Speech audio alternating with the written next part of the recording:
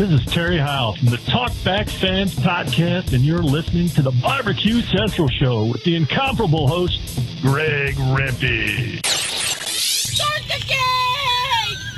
Let's go! We'll do it live. Okay. Well, do it live! I'll write it and we'll do it live! So to get that perfect barbecue, you use wood. Are you sure it's safe? Whatever. We put the lighter fluid on, strike your match, and... Oh, should we call the fire department? That might be a good idea.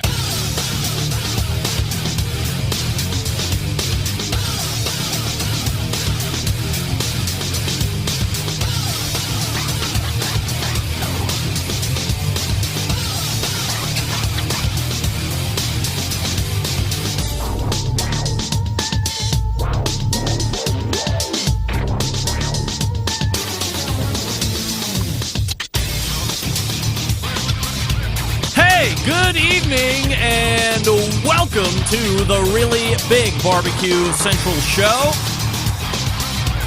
A show that talks about all things important in the world of barbecue and grilling. Broadcasting live from the Rock and Roll Hall of Fame city of Cleveland, Ohio, the social distancing capital of the North Coast. I am your program host, Greg Rempe. Happy to have you aboard here on your Tuesday. We're ready. Fun and frivolity abound, everybody.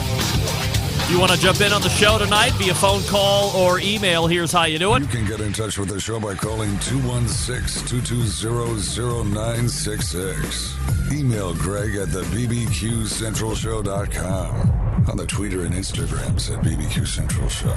Anything else you want to find out about the show can be found at the main website, thebbqcentralshow.com. And here's what's happening in case you didn't get the newsletter coming up in about 11 to 12 minutes from now. It is the second Tuesday of a month, and we know what that means. The second Tuesday of a month brings a visit from the creator of the most heavily trafficked barbecue and grilling website ever on the face of the earth, Meathead from AmazingRibs.com.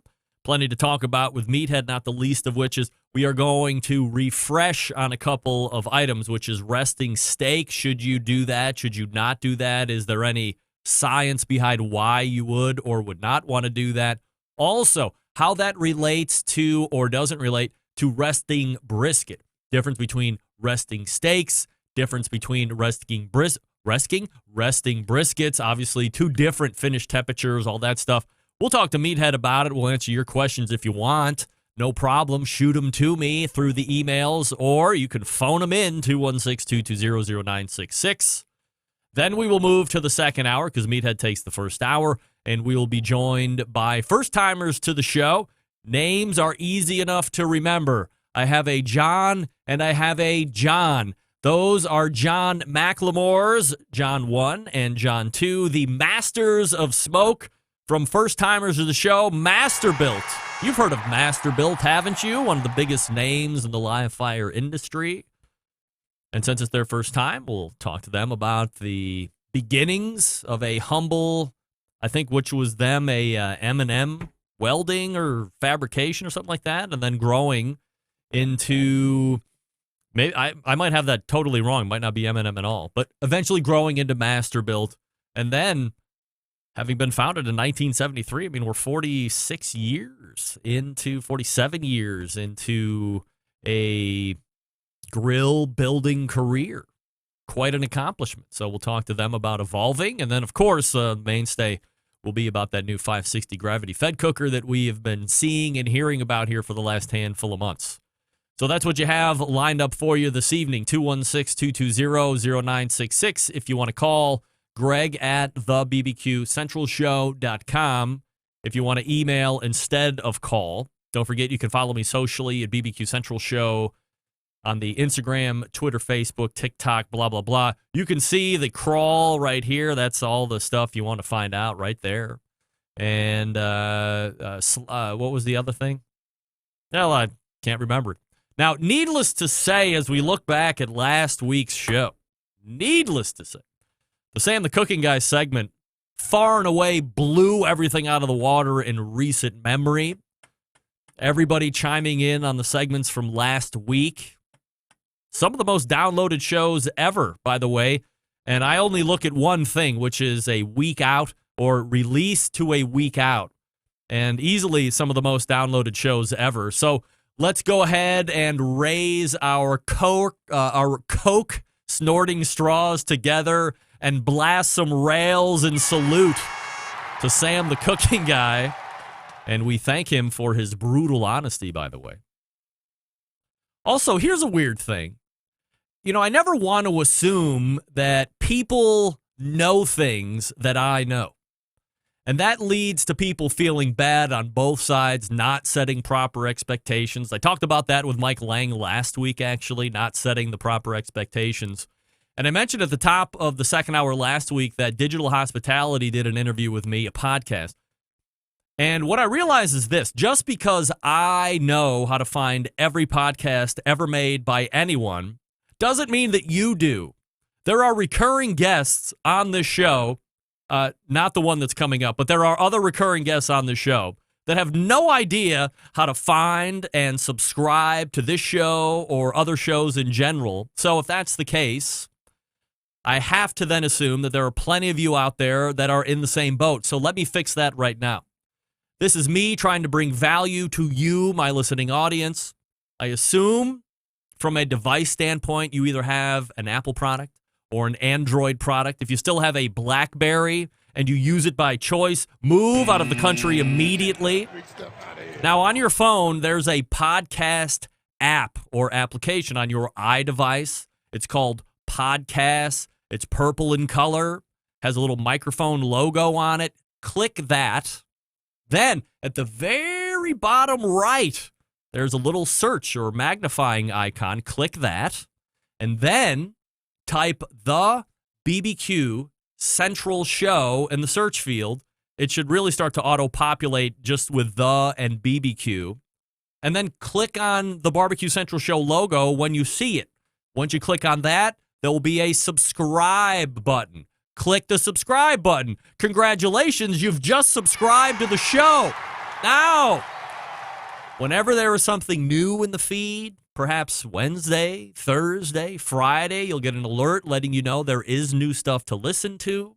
Alternatively, if you don't want to use the native podcast app on your phone, you can go right to your app store. Now, if you don't know what the app store is, we're really in a crossroads here. We're not going to meet, but I'm going to assume that you know where the app store is because that's how you get all your stupid games that you waste your time on. So go to the podcast store and find this specific app, Google Podcasts. Now, assuming that you have a Gmail account, go and download Google Podcasts, then launch it. It'll ask you to sign in. I'm going to assume that you have a Gmail address already. Use those credentials to sign in for the first time. Then you're good to go after that. You don't have to continue to sign in. And once at the main page, do the same thing. Find the search icon. This time, it's in the bottom middle of the Google Podcasts page and type in the same thing. The BBQ Central Show. You'll see it come up. You'll see the logo of the show. Click on that. Then there'll also be a subscribe button right there. Go ahead and hit the subscribe button. And now you've gone ahead and subscribed to the show through Google Podcasts. If I might ask, in a humble opinion, if you have an iPhone, please subscribe to the show on the iPhone, then download Google Podcasts and subscribe to the show on Google Podcasts. Let's do it, baby! Double the podcast. Let's stack those numbers. Let's lie like all the other podcasts lie about their numbers.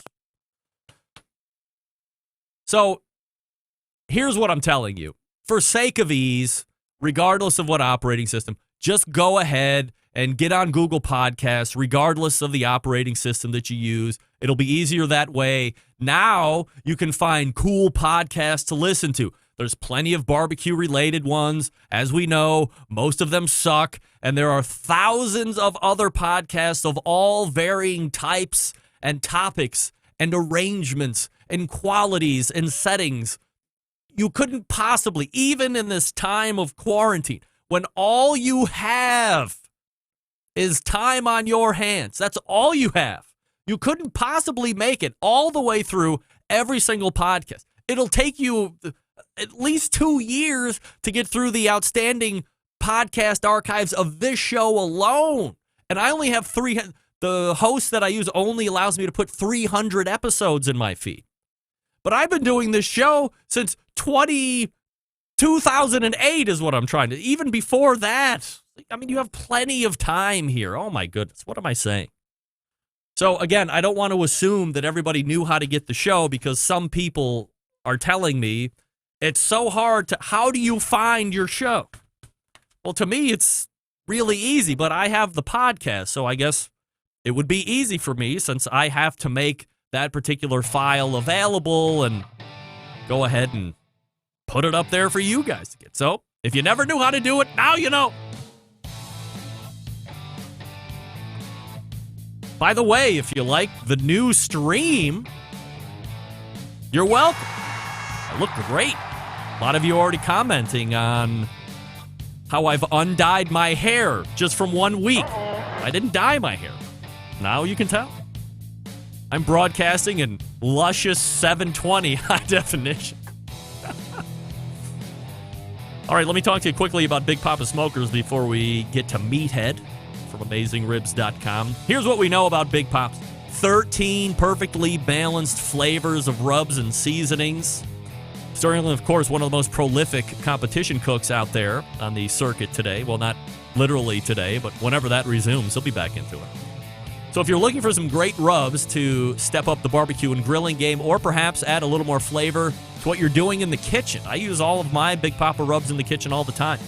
There's some great flavors, real popular ones like Sweet Money or Regular Money. I like Double Secret Steak Rub for my steaks and beef. How about Cash Cow? That's got a great beef flavor too. All available over at BigPapaSmokers.com. Now, do you want to find a new barbecue sauce? Are you sick of what's currently out there?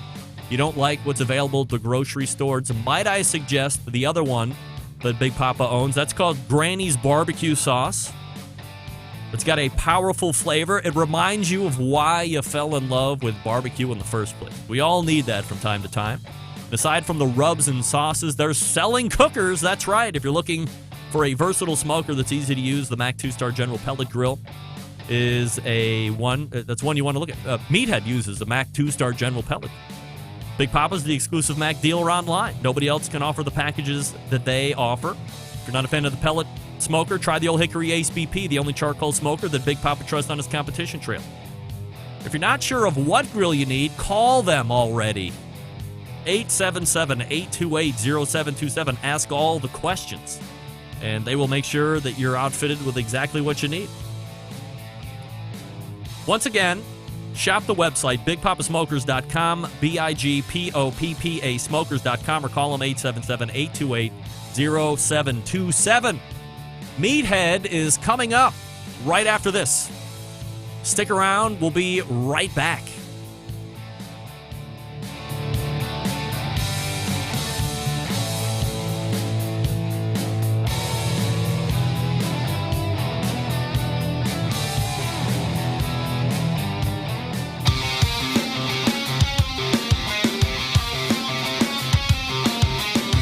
Broadcasting live from the Barbecue Central Show studios in Cleveland, Ohio. You're listening to the Barbecue Central Show. Once again, here's your host, Greg Rempe. All right, this portion of the show being brought to you by Butcher's Barbecue. Makers of award-winning injections and marinades and rubs and seasonings and barbecue sauces and grilling oils.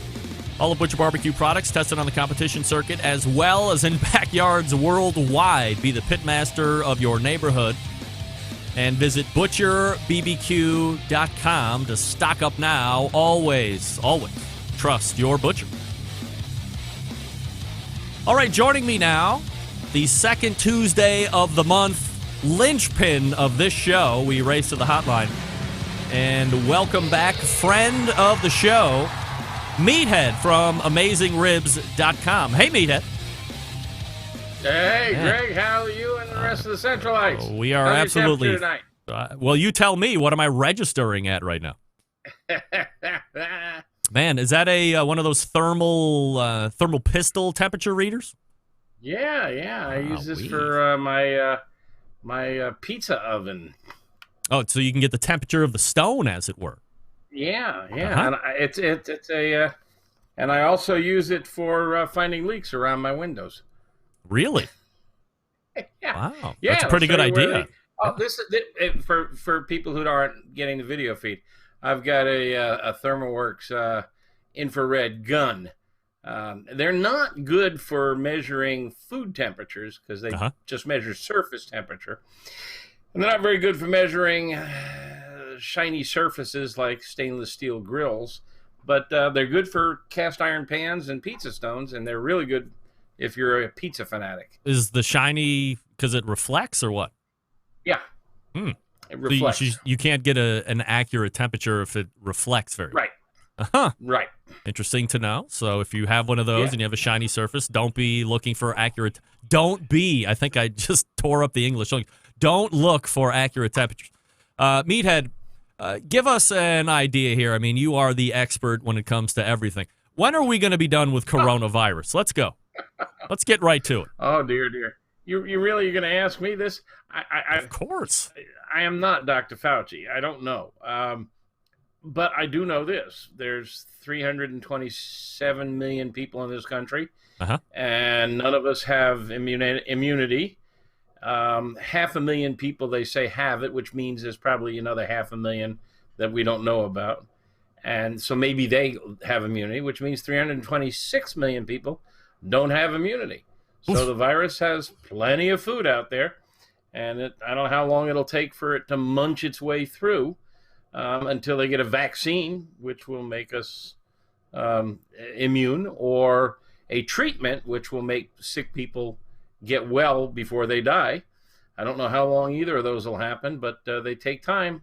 So I'm not expecting to get out of the house anytime soon for an old fart with underlying conditions, as they say. That's right. I'm in for the long haul. All right, well, you stay put. Now, let me ask you this question before we get into the topics of the evening here. I have been asking my content creator pals that at the start of this, so let's call the start of this March 14th, March 15th, per se. Have you noticed? Ides of March. Right. Have you noticed an appreciable page view increase or interaction on the website than you have over the past 6 months and 10 months or even up to a year? Yeah. All food and culinary websites are up significantly. People are at home. They have more time on their hands. The restaurants are closed. They're cooking. They're looking for recipes. It is warming up in the frozen north above the Mason-Dixon line. Barbecue is starting to take off. Our website is up 78% for the first 2 weeks of April. Wow. It was up 50% for March. I don't know where the ceiling is. And I was interviewed by Christopher Kimball the other day from Milk Street about steaks, which is a topic we're going to talk about tonight. And he and I talked about steaks for his podcast. And he says his website's up about 80 to 100%. Wow. I was also in communication with Sam Sifton at the New York Times, and they said their recipe site is through the roof. So all of us are benefiting while so many others are suffering. Does that worry you to any degree that when things start to go back to normal that there might be some level of correction, or are you just happy to get the increase, knowing that going in that there'll probably be some type of a vacuum out? I'm sure there'll be a correction, but I'm sure also one of the few benefits to this thing is that so many more people are going to learn to cook. There was a revolution in cooking in this country when the Food Network first appeared on television, and all of a sudden people could learn to cook. They could watch TV. They learned about things like seasoning and salt and temperature. I mean, I know people who still don't cook, who can't cook, who absolutely love watching the Food Network. It has elevated, and I think this is going to have a similar effect. I think many people are now learning to cook, and they're forced to learn to cook. Since this first hit, tonight, for the first time, we ordered out from a neighborhood restaurant that we love, we wanted to support. So we spent $45 on 2 big plates of pasta. A lot of money, but you know, you got to support our friends in the restaurant business. But I think our website will probably level off on the downside once people get back into going back to restaurants. But I think it's going to have a long-lasting effect. All right, so let's go ahead and talk a little bit of beef and steak and bigger cuts like brisket and all that stuff. So one of my favorite things to eat is steak. Perhaps my favorite thing to eat is steak. Although I would say pizza probably gives it a good run for the money. Maybe pizza, because really even the worst pizza is still really good pizza. But steaks Absolutely. are great. There's no doubt. How did pizza get a reputation as junk food? I don't know. Maybe because there's so much the bread and stuff. Yes. Vegetables. Right. It's got all kinds of great stuff on it. Some people, Meathead, I don't know if you can believe this or not, but some people have been known to put pineapple on pizza. How about that? Did you know that? Hey, I love me my pineapple, but I don't put it on pizza. I married an Really? Italian American. She'd probably kill me if I did that. no, I'm like a quarter Italian, and I don't think there's any rules for pizza. You put whatever the hell No? you want on pizza. Sure, why not? Why? I No, mean, I've why had should dessert if pizzas. you like pineapple on pizza, why shouldn't you like it? Or ham and pineapple on pizza, or just pineapple and cheese? Why not? I went to one of the great Neapolitan pizza places in Chicago where they actually have rules about what you can do with a pizza if you're going to get the Neapolitan certificate. Oh yeah, the Neapolitan. There's a certificate that you have to, and you have to use exactly 00 flour, and you've got to do this and that and the other thing. And he makes a dessert pizza with Nutella on it. It's wonderful. All right. I'm not a Nutella fan, but that's all right. But if that's what you want to put on a pizza, fine. I don't care. But no rules, right, Meathead? No rules. And 2 places in the house. No rules in the kitchen or the bedroom, Right, that's we right. like to say. That's right. All right. So a while back, we had initially talked about cooking steak specifically. Letting the We've meat, talked about it before. right? Letting the meat rest is one of the other things we've talked about after you're done at the grill. There were more than a handful of big name chefs on television at the time that were all repeating the same thing. Resting your meat after the cook, essential to a great steak because it allowed the juices to, quote unquote, redistribute back into the meat as a whole, giving you a juicier steak to enjoy. Now, recently, friend of show, by the way, and 40th birthday achiever tonight, Jess Pryles, did a YouTube video on resting the meat and why it's the most crucial thing you can do in the steak cooking process. Did you happen to have a chance to review that? Yeah, I did. I'm a big fan of Jess Pryles. She loves Sure. to cook. She knows how to cook. And I would never have guessed she's 40. She's a real asset to the barbecue community. But I happen to disagree with her on resting. But I happen to be, I think, in a very small minority who is not a fan of resting. And I think the total number in that minority is 1. I am That's just you, huh? Yeah, I may be the only one out there, but I can explain why. Yeah, well, please. This is why we have you on. Go ahead. Well, good night, everybody. That's it. Yeah, really? You might as well take a nap. Here he goes. Wind him up, turn him loose. There has never been research that proves that it does what people say it does. Now, we occasionally consult with scientists. You all have heard me mention Professor Blonder at Boston University. We also work with a guy named Professor Anthony Mata. He works at Oklahoma State. He's a beef scientist, and I talk with him frequently. And I actually hired him to go out and spend whatever time was necessary in the libraries, on the microfilm, talking to anybody. Can you find me one research paper that talks about what happens when you rest meat? There's nothing out there. Nobody has actually done the science on it. Now, there's been a number of kitchen experiments. Cooks Illustrated did it. Kenji Lopez-Alt did some. Chef Blumenthal did some. And Professor Blonder and I have done some.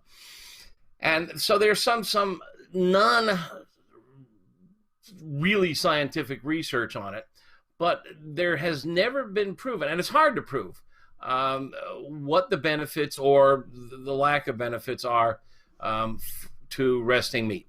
Those who advocate resting meat say primarily, there are several explanations. Some people say it makes it more tender. Some people say it makes it more juicy. Those are the two most common explanations. Tenderness we can dismiss fairly quickly, and I know Jess seems to think that it makes it more tender. She says she can feel the difference. I would challenge her and to get together a group of people and do a blind tasting. Tenderness in beef is usually caused by a few things. Heat makes meat tender. Time makes meat tender. That is time in under heat. And enzymes make meat tender. It's the action of those things on the connective tissues, the proteins, the sheathing around the fibers that breaks them down, that makes them tender. Resting the meat after it comes off the heat has none of those elements in it. In fact, you're cooling the meat, you're not heating the meat. So there's, and the enzymes, the calpains and cathepsins, which are tenderizers, tend to work at temperatures below 120. So if you're cooking a medium rare, they've already done their thing. They're no longer functioning. So there shouldn't be, theoretically, and I've tried to taste it, and I cannot find a difference. I've done side-by-side tastings. I cannot, in a blind tasting, identify which is more tender. So I want to dismiss that one pretty much off the top, although Jess says she can detect that. The juiciness argument is the one we hear most commonly. Let me interrupt just for a second. So are we saying that when she says she can tell a difference, this is just her experience alone? There's nothing else that we can point. I'd like to know more about how that. she tasted it. All right. I mean, was it a blind tasting? Were they served to her by a third party? In 2 samples, you got a 50-50 chance of getting it right. Or did she just sit down at dinner and taste 2 pieces of steak? One was rested, one was not, and say, oh, this one's more tender. I mean, now we have plenty of opportunity for confirmation bias, which is, it means if you go in with an attitude, you're going to come out with the same attitude. Mm-hmm. If she actually did blind tasting and she did multiple repetitions, her husband or somebody else served her the samples, and it was more than just 2, maybe 3 or 4 samples, and then she nailed them, then I concede. Or if she actually got 30 people, 50 people, 100 people, and asked them, then that's data. I don't know. I don't know how she did it. She says she can tell there's a difference.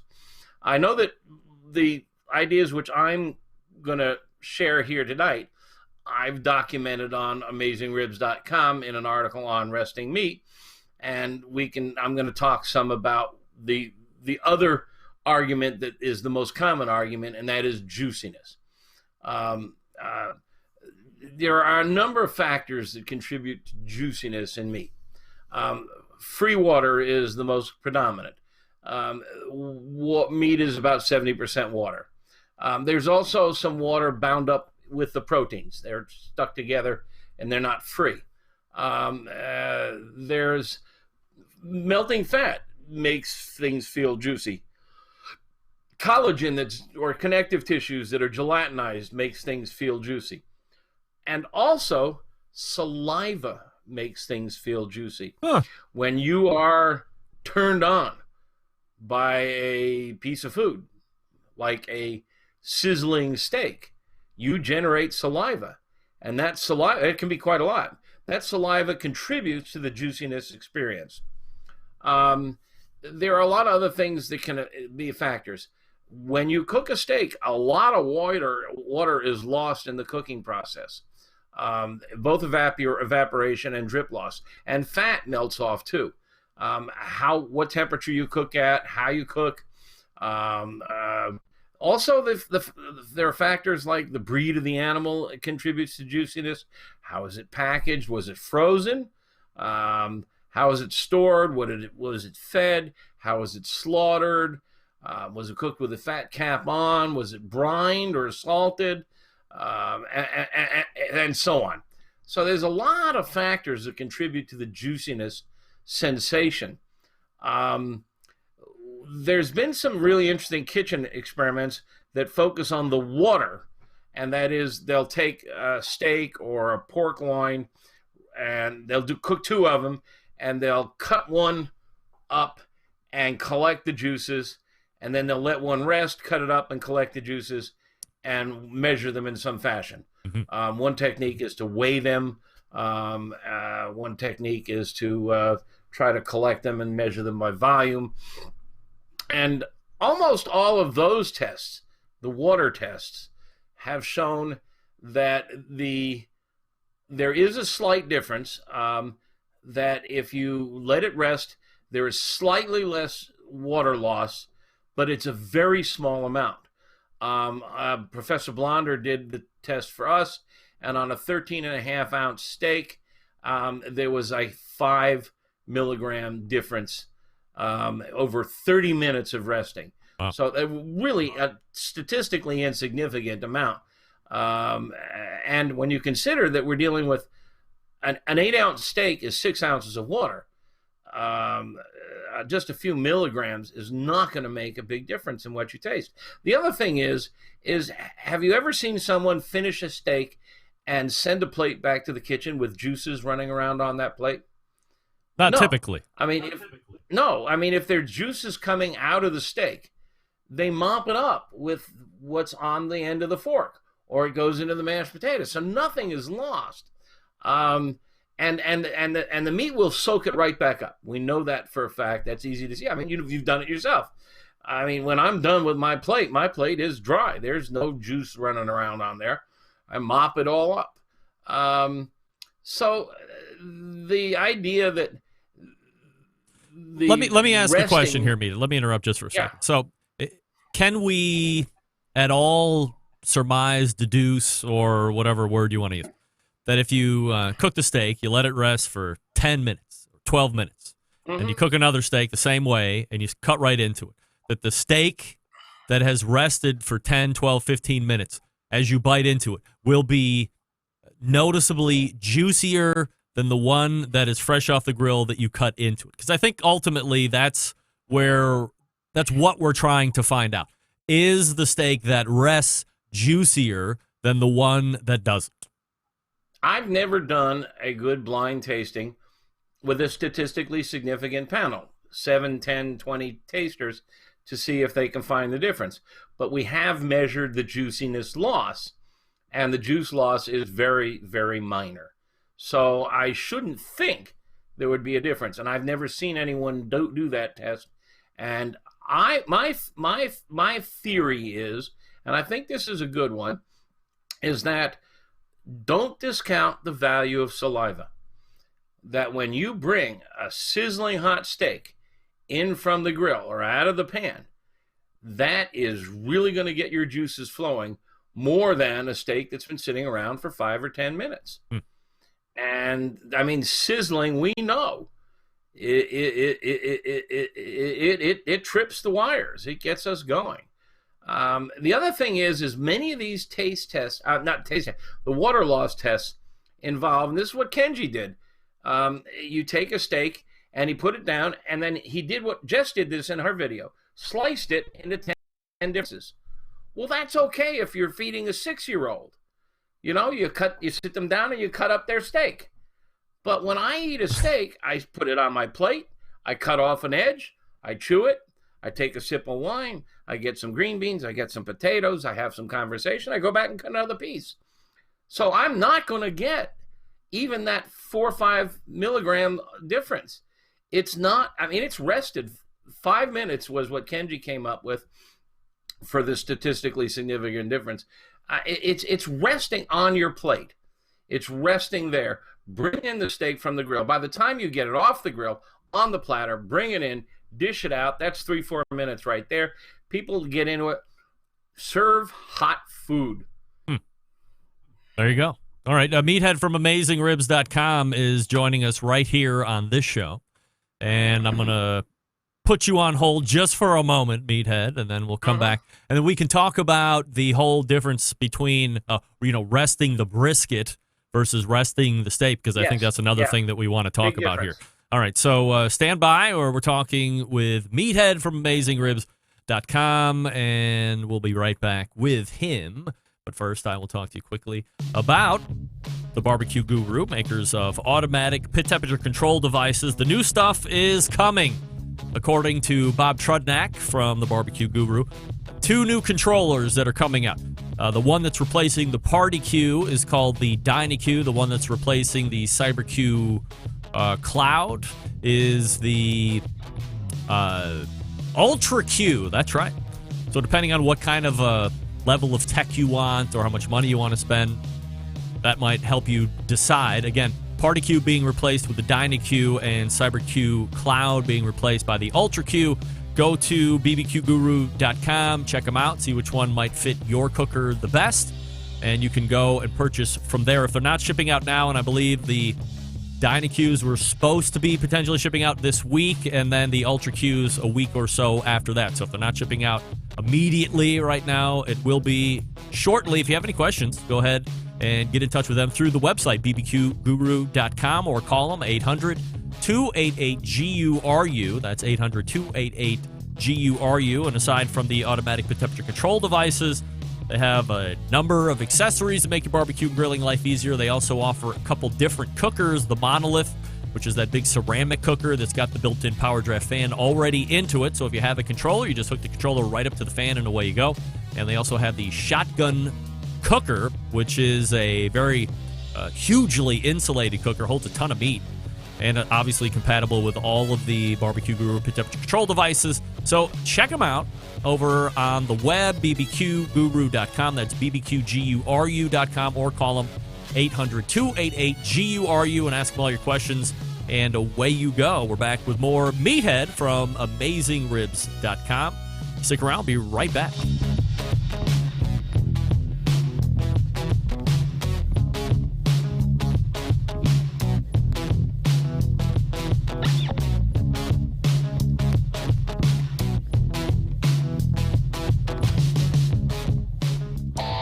Howard Stern, Jim Rome, Dan Patrick, and Greg Rempe. The Mountain Rushmore of talk show entertainment. Now, let's get back to the Barbecue Central Show. All right, welcome back. This portion of the show being brought to you by cookinpellets.com. If you have a pellet-driven cooker, this is the pellet you want to get. Cookinpellets.com, COOKIN. Cookinpellets.com, your number one source for quality wood pellets for all of your pellet cookers. You don't want to buy from cookinpellets.com for any reason, you can go to amazon.com and buy from there as well. All right, here we go. Hey, I'm psyched to see these new gurus. Have you been approached to do any review by them or anything?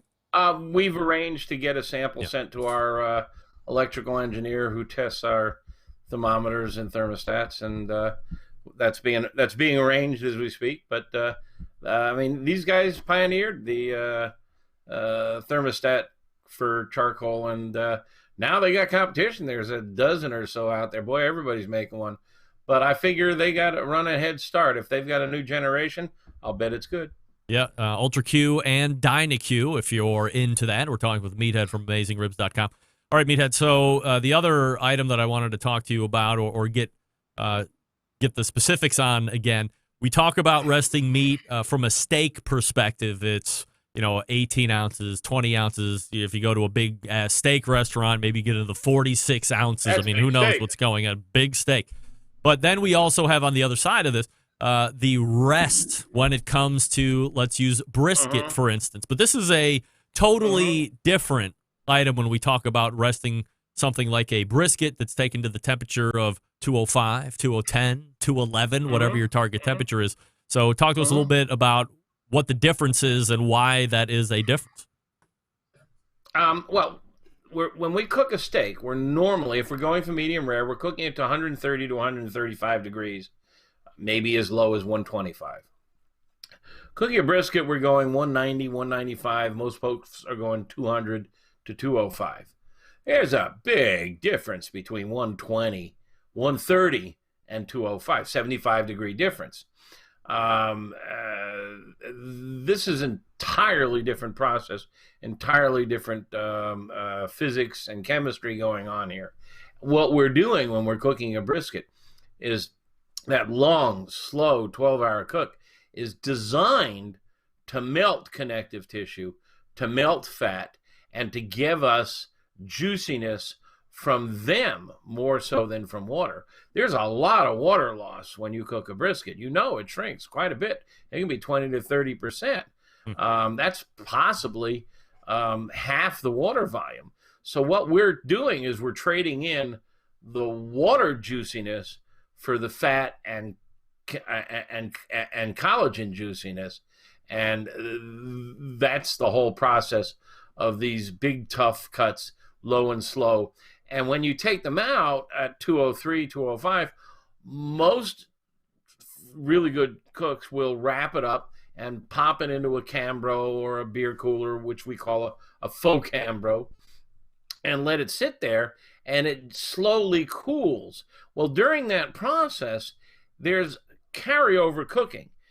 Carryover cooking, let me just give you the short version. And this also happens with steaks, and it's a problem with resting a steak. And by the way, I call, when you cook a brisket to 203 or so, and then you put it in a cooler, I call that holding it rather than resting it.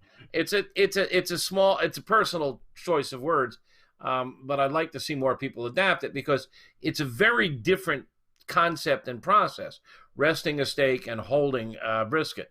So you're holding it. The carryover cooking process is hot air cooks the outside of the meat, but it doesn't penetrate the meat. It's the outside of the meat that builds up heat, holds that heat as in the form of energy, and it pushes that heat down into the center of the meat, and it cooks the center of the meat. So when you take meat off the heat, it will still continue to cook because the exterior of the meat is hot, hotter than the air. Some of that will bleed off into the air. Some of it will continue to press down. Now, that is one of the downsides of resting a steak. If you take to 130 and you let it rest for 5 or 10 minutes, it's going to continue to cook, and it's going to raise its temperature 5 to 10 degrees, depending on the thickness and how long you rest it. And that's a hazard. And so that's another reason why I'm not a fan of resting a steak. And one of the things I noticed in Jess's video, she tried to show us two steaks that she cooked side by side, one rested and one not. And she showed that the one that had not rested had more juice on the surface, which I just don't see why that matters. So there's juice on the surface. Put it in your mouth. It's in your mouth. It's just as juicy. Who cares? If it's on the table, that makes a difference. But there was no noticeable difference on the table, and we've told you about the experiments that show that it's a very small difference. The other thing I thought I saw in that video is the one that was not rested was rarer looking than the one that was rested, and that's because she rested it. She put it under aluminum foil, which is a dome. She trapped heat, and the one that rested continued to cook. And it might have overcooked. It was definitely more cooked than the one that was not rested. So that's a trip hazard. There's another trip hazard too. Fat. Fat, when it cools, gets waxy. When it's hot, is very juicy. So again, I don't want to let my steak, especially a heavily marbled steak like a prime or Wagyu steak, which has a lot of marbling, it can be 10%, 20% or so of fat. Now it's going to start hardening and getting waxy, and then your crust. You work hard, you maybe do a reverse sear to get a good hard crust, or on a poultry to get a crisp skin, and then you let it sit around and it steams and the skin gets soft. Yeah. So these are more reasons why I don't want to, on things under 165, don't want to rest. But on the brisket, yes, that carryover cooking, it doesn't continue to go up much because it can't go beyond 212. 212 is the boiling temperature of water. So you cook it up to 203. As when you take it out, it might inch up another 2 or 3 degrees, but then it starts to drop. But it's still at a high temperature, so it's still melting fat and connective tissue, and that's good. We want that. And there's some conventional wisdom that says that around 145, 150, 160 is when it really starts to hit its peak. And I've had something similar experience. Again, though, I've never seen the hard research on it. All right, so here's what we can surmise out of all this talk. As much as we would like to put a finger one way or the other on resting steak and is it juicy and is it tender, there's no definitive research, tests, or controllables that we can point to that says one way or the other, this is what happens. Correct? No. And a few years ago, when my business was really rocking, I offered to underwrite a research project at Texas Tech. I offered them $50,000, and it never got done to do that research. And since then, for a variety of reasons, I don't have that kind of money. But if business continues to boom as it is right now, maybe I can do it again. And it just fell off the table, like no interest, or they never got back to you? Yeah, you got to find somebody to do the project, and usually that means a grad student. And if there's no grad student interested, if they're interested in something else, they choose their project. Then it doesn't get done. I've also talked to the University of Minnesota meat department. They seem to be real interested, but I haven't seen anything come of that either. All right. The other thing we do want to point out that as we're talking about, especially in the briskets, this would apply to pork butts as well, that when we're talking about collagens breaking down, when we talk about fat caps and all this stuff, fat is not going through the meat on the top side and coming out on the bottom side. Nothing like that. There's no fat penetration, as it were. No, and that's another aspect of this whole process. Jess shows a sponge, and she fills the sponge with water and then squeezes it, and the water all comes to the surface. And then she lets it go and says, when you let it go, all the water goes back in. That's not what happens to meat. When meat gets hot, it does shrink, and that water comes to the surface and it drips off. And if you've cooked a steak, especially if you've cooked it hot, you can see the water pooling on the surface. You can see the juices pooling on the surface. When you take it off and let it cool, it doesn't go back in. There's no place for it to go. And the interior of the meat is not a superhighway. There's no tubes or channels. There's fibers, but the juices are trapped in the fibers, in between the fibers, and connected to the proteins. So there's not a lot of movement of water down in there. And let's not forget, you cannot compress water with pressure. Water might expand or contract with heat and cold, but you cannot compress water. I mean, you can take a gallon bucket of water and put a piston on top and press down all you want. You can't compress it. Right. Plus, it's just going to go everywhere if you do that. Yeah.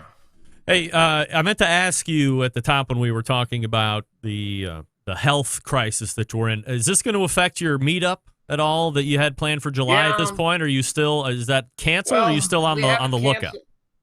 We haven't canceled it yet. We're going to wait till June.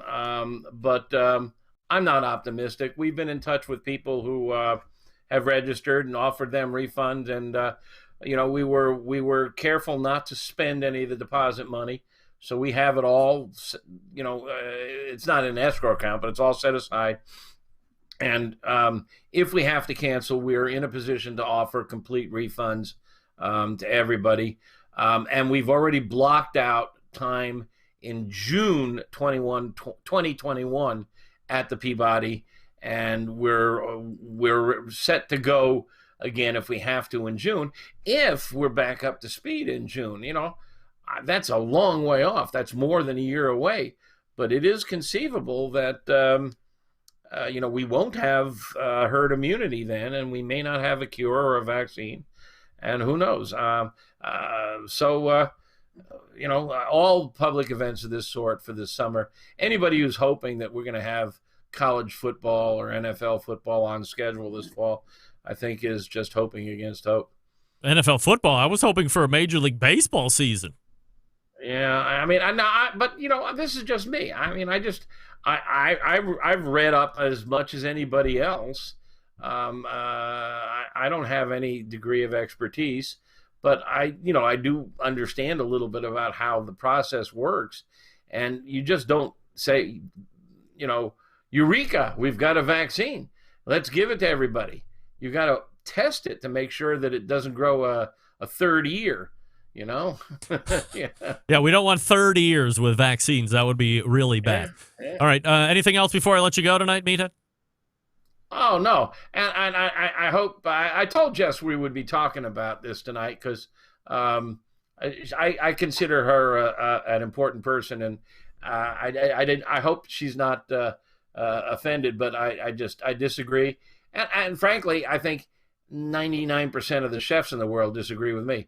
I just happen to think, as anybody who knows me and knows our website as you do, I just don't accept anything at face value without saying, show me, prove it to me. And I just don't see the proof on this one. And but your position is face value, though. Just to clear that up too, right? I could be wrong. I'm not sitting here saying I have hard facts, hard proof. I do have some evidence, but yeah, everybody's casting opinions right now, and that's all we know right now because we can't we can't show anything as being proof. No, I just think the science that I'm using to back up my opinion is a little more solid than most people. All right, you can find Meathead at AmazingRibs.com. Everybody's going there right now as they are biding their time, waiting to get back to normal. So be like everybody else. Go to AmazingRibs.com. There's an article about resting there that describes this whole business. And, all right. And I document all the research, all the tests done by Heston Blumenthal, Kenji Lopez-Alt, Dr. Blonder, and others. I have connections, links to all of them. All right. Good job there. And, of course, we will see you again in May, and we'll see what's happening then. Yeah. All right? Yeah, and you guys stay safe, stay healthy. All you Centralites, keep on cooking and stay out of trouble. All right, we'll stay out of trouble. There's Meathead, everybody. Everybody loves Meathead. All right, now, see if I can figure out how to disconnect Meathead. There we go. All right, boom, he's out. I did it. Thank God. So I would love your feedback, by the way, if you agree, disagree, and or otherwise with Meathead, please shoot me your emails, phone calls. We can chat it up a little bit. If you want to go and check out Meathead's website, you've never been there. I'm sure everybody's been there, I would imagine, at this point. If you're just a fresh fan of the show and you don't have internet,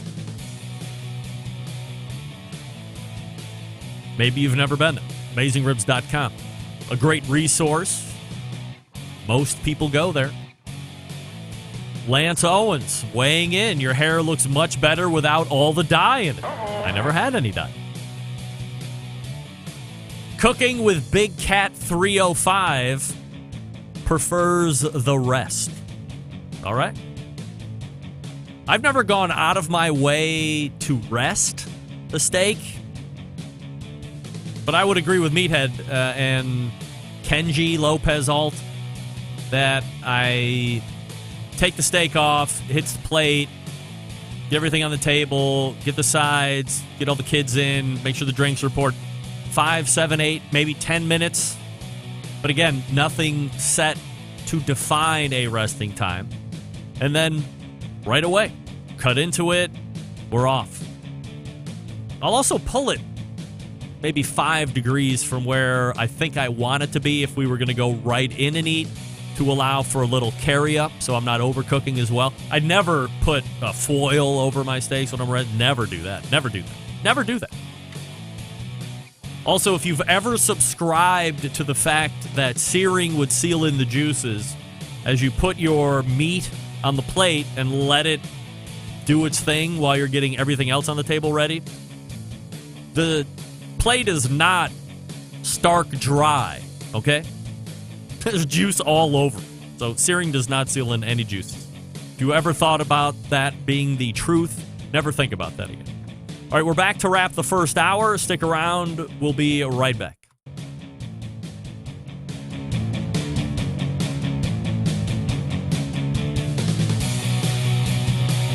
Hey, there's Meathead. I hit the wrong thing. Here we go.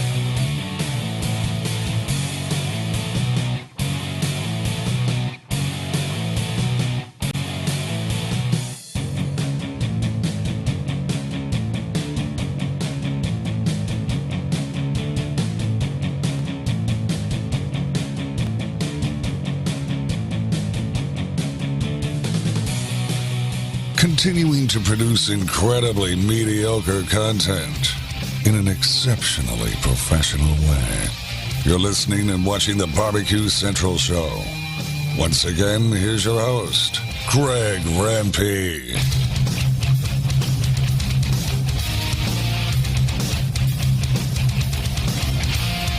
All right, welcome back. This portion of the show being brought to you by Fireboard. Monitor up to 6 different temperatures simultaneously. Connect to Wi-Fi for cloud-based monitoring, or connect via Bluetooth. If you have Alexa or the Google Assistant in your home, you're in luck, because Fireboard is fully integrated with both. You can find out more by visiting fireboard.com or call 816-945-2232.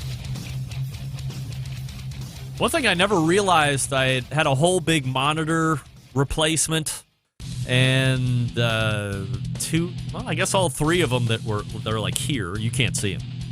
They were all on mounts that were C-clamped to the top of the production desk, so I could put my hands on the desk. And I have a Rempe habit is just to have the leg right. And when I do that now, you get this camera shaking. I'm not having an earthquake, but now I'm trying to reteach myself to put my hands on my lap so I can bounce the leg, but you are not going to get seasick as the camera continues to go.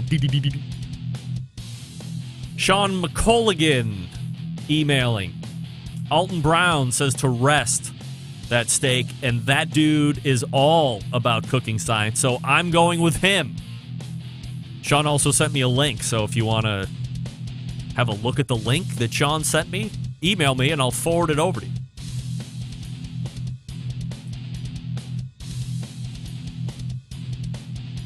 All right, we got a big second hour coming up. First time guests. Very excited about that. If you want to jump in, you're more than welcome. 216-220-0966. You can also email the show, Greg at thebbqcentralshow.com. If you are interested at all in voting for people or nominating people for the Barbecue Hall of Fame, I'm not asking for me, but if you go to barbecuehalloffame.com, or if you just go to the American Royal, there'll be a link to the Barbecue Hall of Fame. You can go ahead and submit your nominations, I believe, until the 20th of this month, so we got about a week or so.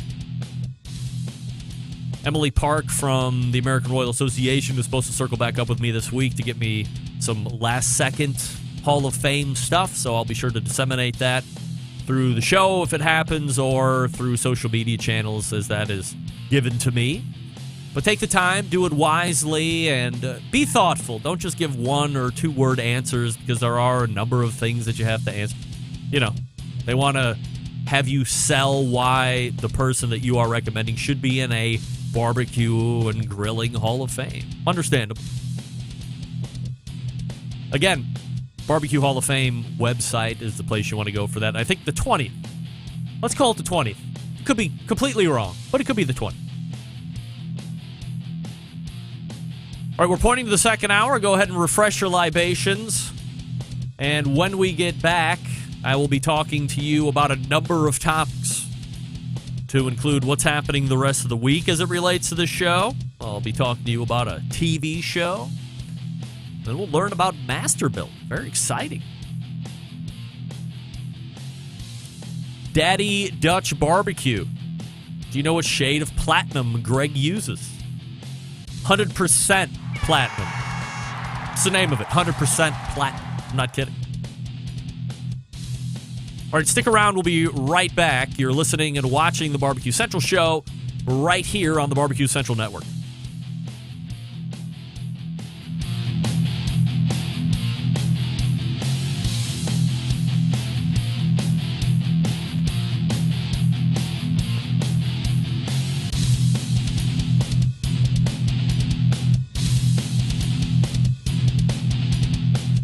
Hi, this is Stover, the barbecue hunk. You're listening to the Barbecue Central Show. Have a hunky day.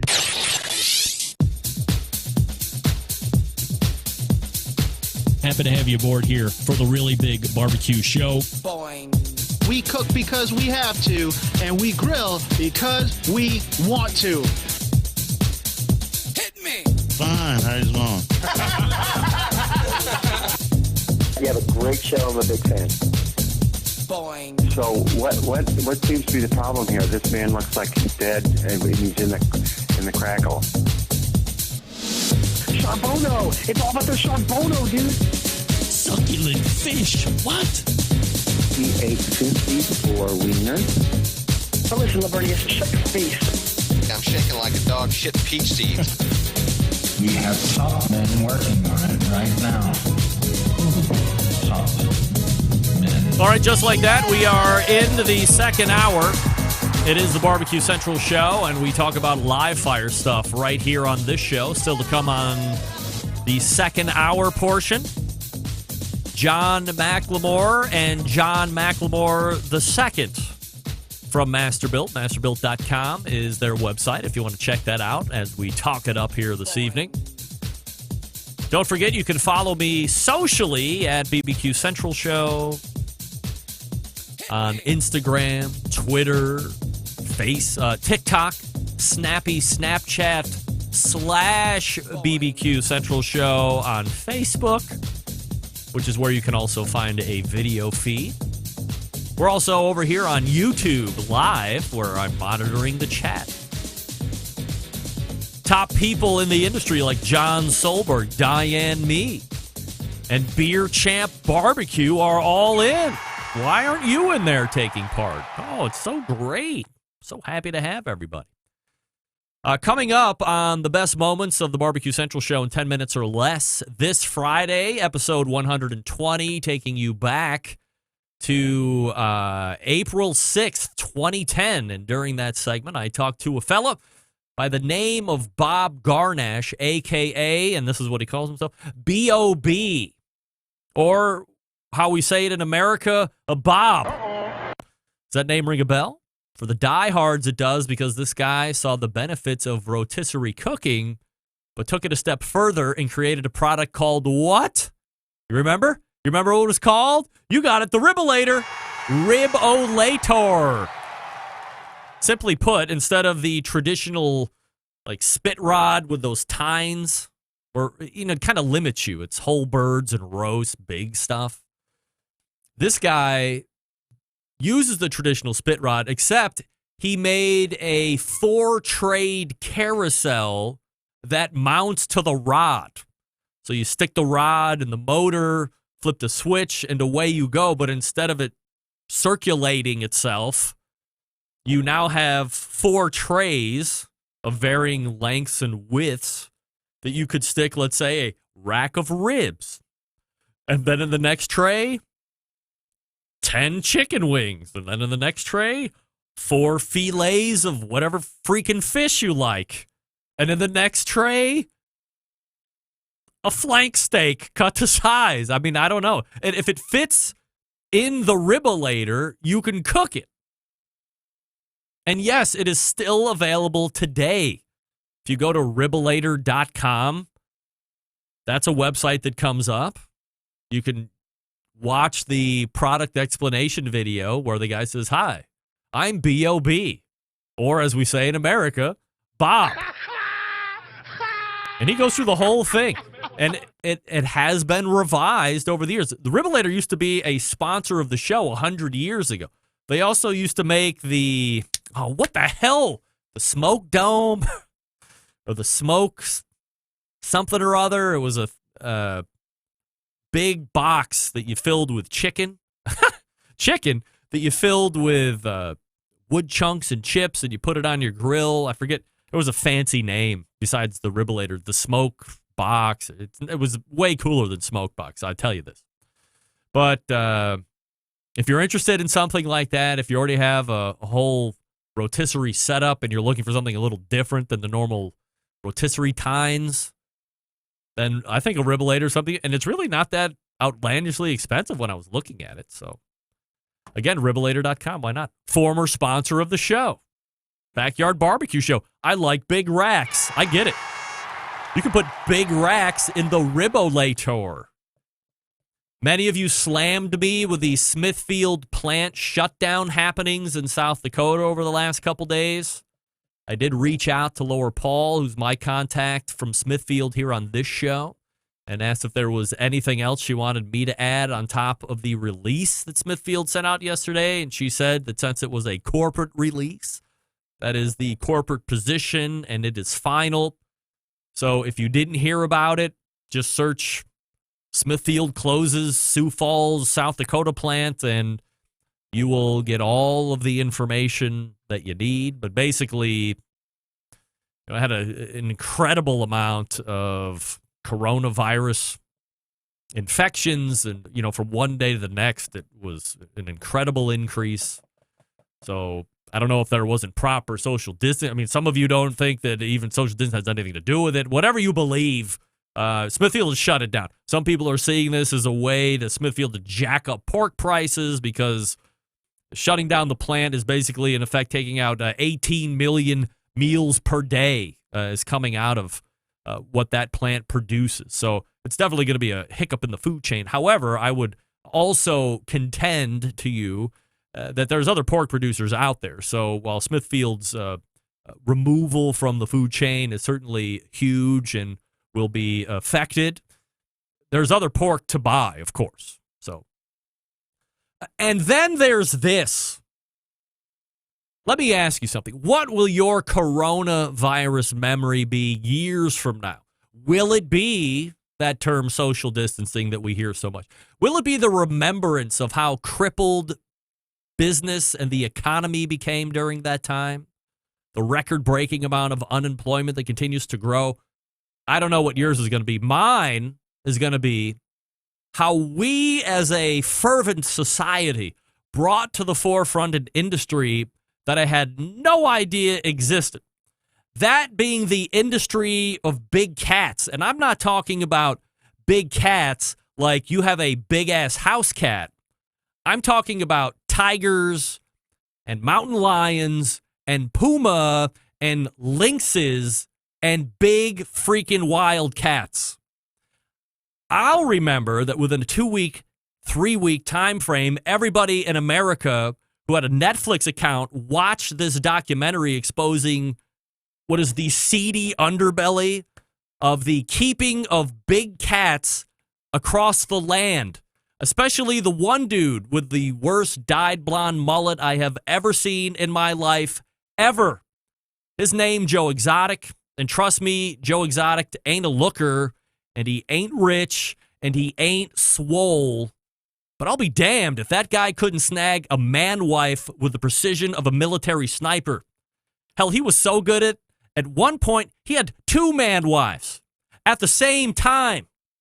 And then there was the kook over in South Carolina who bills himself as a doctor, but we all know that he's no damn doctor. He's as much of a doctor as Dr. Dre. In fact, push comes to shove, I'd rather have the Beats doc carve me open to save my life than Doc Antle. But here's the best thing. Do you know what the running commonality between, could you imagine that there is a the running commonality between Doc Antle and Joe Exotic, which happens to be their unique ability to pull multiple sex partners and make them their wives and or husbands. If I didn't know any better, I would have thought that America turned into the state of Utah overnight. And who knew this industry had so many opportunities to pull from? Doc Antle has like 5 wives. 5 wives. The dude in Sister Wives is jealous of how many wives Doc Antle has. And rarely do you hear the terms brainwash or cult thrown around willy-nilly. But in this documentary, it's as common as the word tiger and king. Doc Antle and Joe Exotic are either the biggest studs around or they need to be arrested, like yesterday. And I'm not saying that there's sex trafficking involved, but the tigers are laughing at the amount of human beings being run through these places. And don't even get me started on that bitch Carol Haskins. I'm not even touching that. So if you haven't wasted those 7 magical hours of your life yet, don't be Mr. or Mrs. Macho and say you're not going to watch it. Fuck that. Fire up the Netflix. Get on board this crazy train. It's not like you have anything better to do anyway. Stay socially distant and do this. Try not to fall in love with Joe Exotic, especially if you're a heterosexual male. It's almost impossible not to have. It almost happened to me when I was watching it. Also, for the ladies, try not to fall in love with Doc Antle, regardless of your sexual orientation. He'll get you. His personality is magnetic. Who knew tiger cubs could be such a lure for men and women alike? Now I know. Years, perhaps decades too late, but now I know. Get on board with Tiger King, folks, because this is something that you will be mind blown about. You thought Competition Barbecue had a seedy underbelly. No, sir. The keeper of big cats is the seediest of underbellies there is today. Within a 3-week time frame, that thing was introduced into Netflix and is like the biggest thing ever. Tiger King. What? You know how many times I've had any interest in owning a tiger in my life? 0 times. Do you know why? They're tigers. You turn your back on a tiger, it's going to eat your head off. That's what's going to happen. You have cages where you can keep tigers? What's wrong with you people? All right, we have the guys from Masterbuilt coming up. Maybe they have tigers. We'll ask them. I'll talk to you quickly about Southside Market and Barbecue. Established in 1882, Southside, one of the oldest barbecue joints in Texas. They've been owned and operated by the same family for 3 generations. Famous for the original beef sausage, of course. It's coarse ground and a natural pork casing. And they have authentic Central Texas barbecue as well. All meats, including the prime brisket, are slow smoked for many hours over real Texas post oak wood. They're shipping nationwide via the online store, southsidemarket.com. Shipping customers can choose to order now, ship later, include a custom gift note, and mail to multiple addresses without additional charges. All shipped items vacuum sealed to ensure freshness and ease of preparation for the customer upon arrival. The meats are processed on that on-site USD inspected facility. They have 2 restaurants if you want to eat. Elgin, Texas since 1882 and Bastrop, Texas since 2014. Grocery distribution through Texas and many surrounding states. But if you're going to be at southsidemarket.com, do this at checkout. Use promo code BBQ Central. That's BBQ CENTRAL and get 10% off your entire order at southsidemarket.com. Once again, that's promo code BBQ Central. Works the first time, works the 10th time, works the 110th time. Every single time. southsidemarket.com. And we are back with the guys at Masterbuilt, the masters of smoke. Stick around. We'll be right back. Hit the wrong button. Here we go.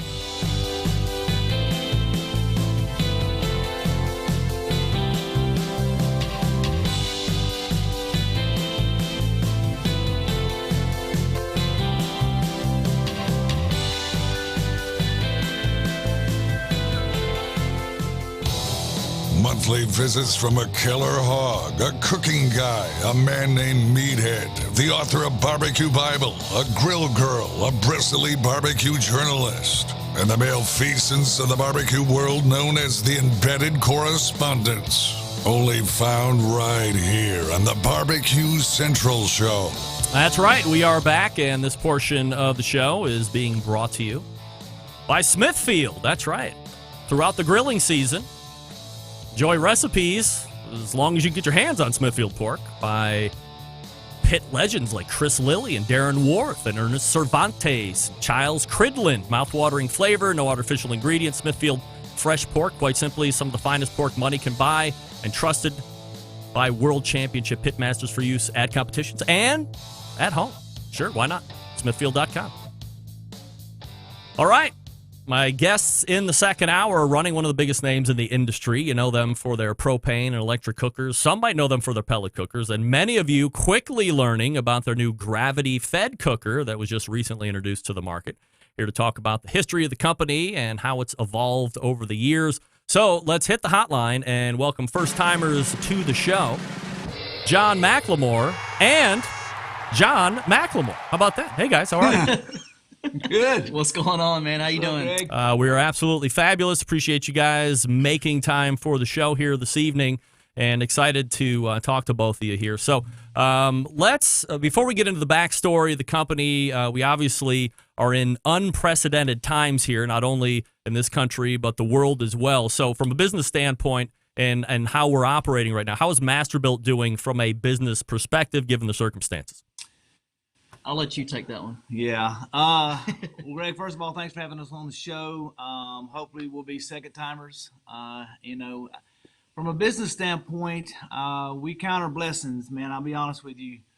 I've been in this for 47 years, seen just about everything that can come towards a company. Never seen anything quite like this. So overall, man, we're doing really well. Our company has abided by all of the rules to do what we need to do to keep our employees safe. Everybody that we do business with safe. So I would say we are doing as good as we can do. Business is hanging in there. So, don't want to go through this again. We can certainly check the box in our almost 5 decades from everything that can be everything.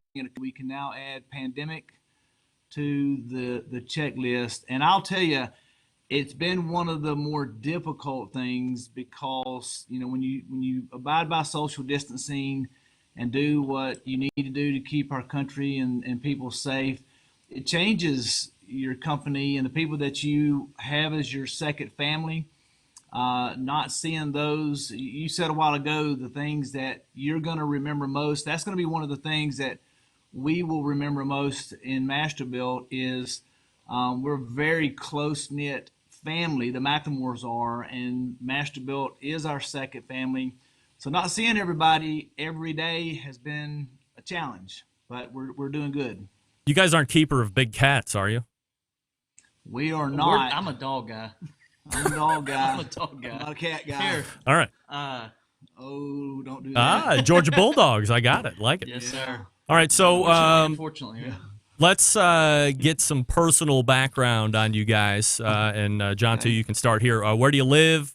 And do you guys, obviously, John Sr., you have a family because you got your son sitting right next to you. And where's the company based out of? Yeah, so Masterbuilt was founded in 1973 by my grandfather. Founded here in Columbus, Georgia, and started actually he built a fern stand for my grandmother. And it just kind of evolved selling product off of his trailer as a salesman for Goodyear Tire Rubber Company, and stopped doing that with 4 sons and started the business, started hand making products, and in the 1980s went into the baker's racks and got into fryers, and then in the early 2000s we did the indoor electric turkey fryers, the world's first, and sold those on channels like QVC and many others, and was wildly successful, and that's really where we saw our biggest growth. Yeah.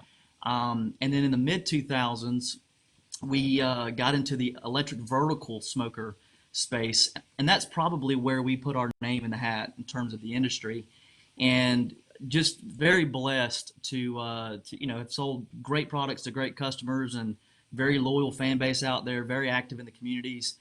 And this is kind of your saying, we pride ourselves on research and development, not research and duplicate. And to be quite frank, that's kind of why we chose to focus on the charcoal product that you see behind us. We make lots of different styles of cooking products, but we wanted to go after something a little different, and we really feel like we have hit the jackpot in terms of the product behind us. But on the family side, I'm third generation McLemore family in Masterbuilt. So blessed to be a part of it, working with my dad. And you can speak to working with Paul, but just a great family business and a great environment. So Let me ask you. Let me interrupt you just for a second here, because it is interesting. I mean, rarely do I have an opportunity to talk to two generations of what is a third generation company. So, John, as your father starts the company, as you said, it started as a fern holder, like literally a fern plant holder, and he was making those. And from what I understand, doing some research, you fill up a cart or a wagon full of fern stands and start peddling them, or attempted to peddle them around the neighborhood. Maybe didn't find as much luck as you were hoping for. Your dad didn't seem to know that, but that's all right. Whatever he doesn't know, no problem.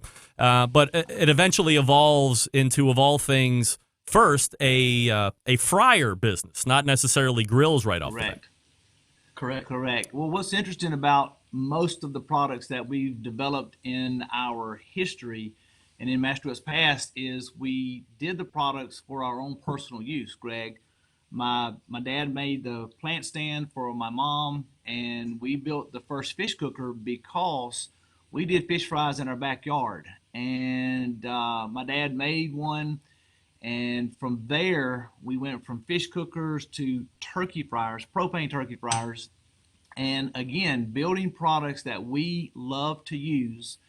And it really just evolved from there. Most of what we did, we actually used ourselves.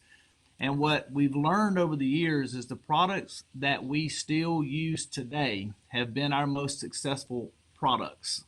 We still build fish cookers. We still build turkey fryers. The vertical smoker space that we're in, not just the electrics, but the propanes. It was one of the things that allowed us to get in the backyard, enjoy doing what we're doing, and couldn't had a better growing up with my dad doing that literally from our backyard to growing to now being a worldwide company. It's been a pretty cool journey. Yeah, and you talk about his wagon story. My wagon story was at 17. I graduated early at 17 out of high school, and he told me I had to go to Birmingham, Alabama, and I couldn't come back unless I hit my sales goal, and I didn't hit my sales goal. So he's still in Birmingham. I'm still in Birmingham, but green screen. I didn't hit my sales goal, and I was too young to get a hotel. And so after 8 hotels, I finally got one, and I was almost outside of Birmingham by that point. But so it's been a long journey, but we've had a great time. John, when you were coming up, did you feel a pressure that you had to follow in your father's footsteps in order to keep this thing going, or were you pretty passionate about it right off the bat? The answer... Which John? Yeah. Oh, I'm sorry. John Sr.? Oh, okay. See, okay. I have a follow-up question for John, too, on that regard, too. So. Okay, there you go. All right. I started in Masterbuilt when I was 8 years old, and I didn't. Yeah. Child labor laws were involved. It was a better time back then. I never remember not enjoying hanging out with my dad, whether it was in the backyard or when we got into our first rented buildings, and building the products with him. So I think I always had a passion for the company, but it just kind of happened. I don't know that when I was 8 and 12 and, even, getting into high school that I had this particular thing in mind with it. I just enjoyed it so much that I had the passion for it. Loved the fact that I was able to carry on what my dad had started, and I was working for free, basically. No, I take that back. I made $1 a week, Greg, when I was from 8 to 14, and I had to have a passion for it because I certainly wasn't doing it for the money. Yeah, right. And I remember the first time I asked my dad for a raise, he told me to turn around and bend over. He was going to give me a raise. He was, we were in a rented 1,200 square foot house. There were 7 of us, and my dad was, trying to make a go with this new business. And it's an interesting story about how we, got the name Masterbuilt. We're a Christian-based company. We don't shy away from that at all. Actually, my dad said a prayer when he was naming the company, Greg. He said, hey, God, if you will help me with this, you're the master, I'm the builder. I'll name the company after you, which is where the name Masterbuilt came from. So to answer your question, I think I always had a passion for it, and it just kind of evolved from one thing to the other. Right out of high school, I was 18 years old. I became an owner in the company. Just after 20 years old, I became the president of a company. I had never gone to college. I was not qualified to be the president of a company, and it wasn't because I was the best one for the job. I was just the only one at the time that would take it. And I think it was passion that drove us. We did things that we really didn't have a lot of an idea that we could accomplish until we actually did it. We didn't strategize about a whole lot of things. We just actually did them and figured it out as we went. And I do think passion drove that. Now, maybe you're being a little bit modest here, John, because you did have quite a bit more substantial vision for Masterbuilt than your dad probably did. He was taking it to a certain distance, kind of, out of the back of the van, out of the back of the car. But as you start to assume responsibility of this company, you realize that you want to make partnerships. You want to get into bigger retail box stores to really expand the brand. That's kind of your hallmark of bringing Masterbuilt to that next level. Right. Well, and I can say, I remember talking to Papa not too long ago about how he was giving kudos to Dad because he was like, oh man, I wanted to make a living and retire.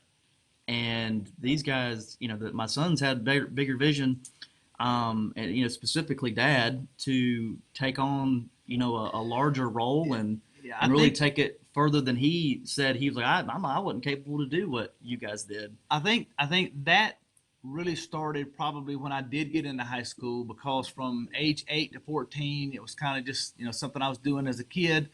But as I got a little bit older and realized, hey, I'm going to become an owner of this thing, we had conversations about that at an early age.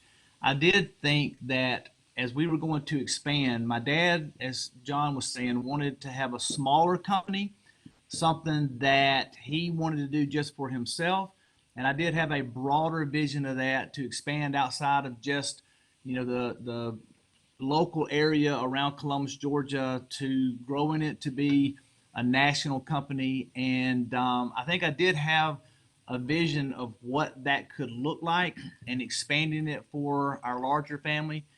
So I do think that did evolve over time.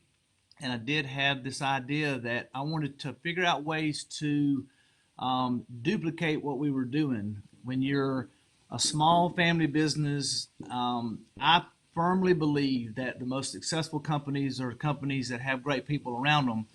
And we were very fortunate to have great people to help us grow the company. We were, instead of peddling products off the back of our pickup trucks, we learned how to ship products, with UPS and FedEx and Freightliners. And we went from fern stands to fish cookers to baker's racks to smokers to now this Gravity Series grill that has revolutionized, what we think in charcoal grilling.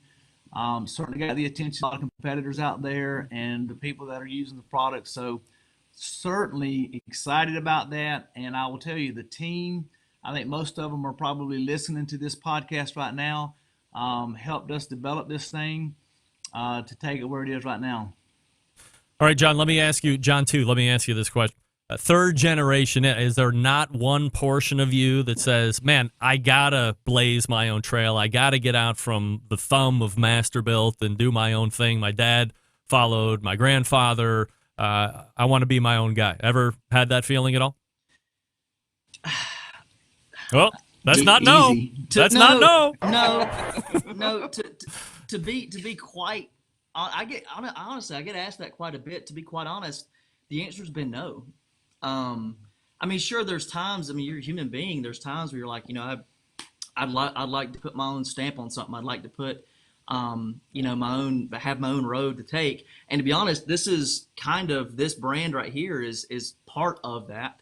And this is something that Dad and I are doing as it's our ambassador program for Masterbuilt, but it's our own brand that we're launching our own channel through and doing our own cooking thing. But in certain ways, sure. But to be honest, no, because I love what I do. The question you asked earlier, it was kind of two parts to that. And my answers was yes to both of them, because is there pressure to live up to what your dad has set before you?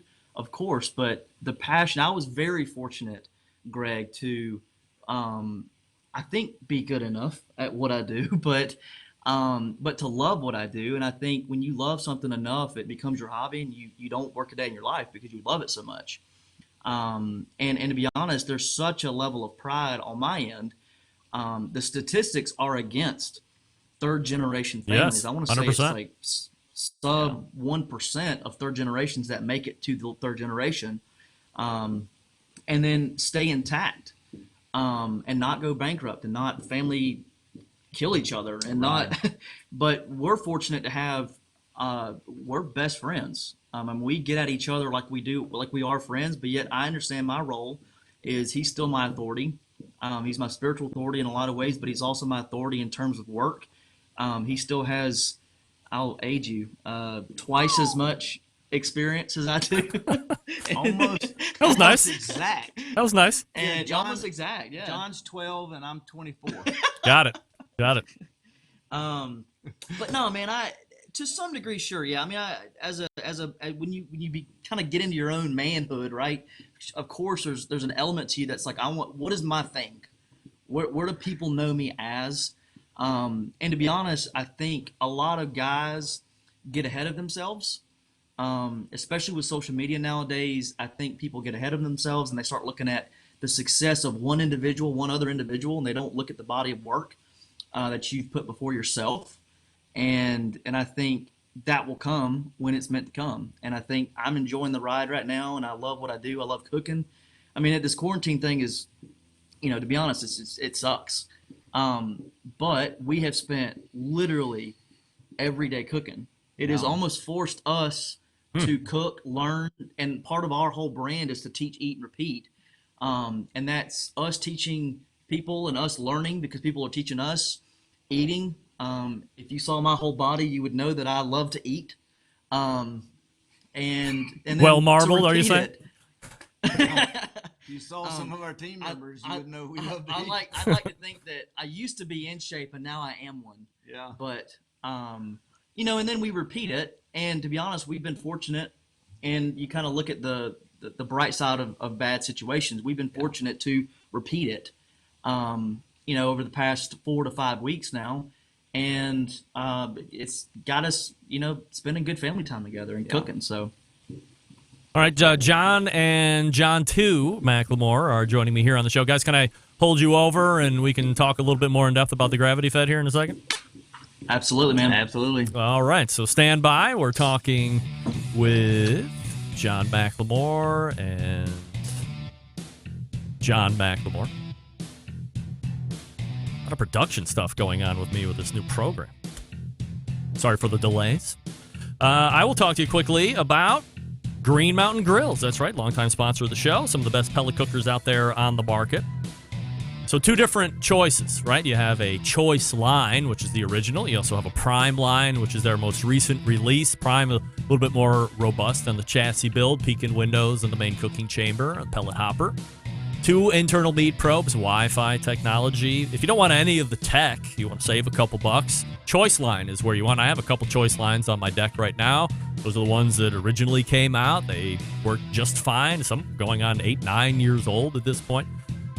Either line, Jim Bowie and the Daniel Boone sizes will also accommodate that pizza oven insert that they have, which I love. You want to have big pizza parties. Everybody gets to make their own high heat pie. The pizza oven insert is something you definitely want to consider when you're getting a Jim Bowie or Daniel Boone. If you want something a little bit more travel friendly, the Davy Crockett is the one you're going to want to take a look at.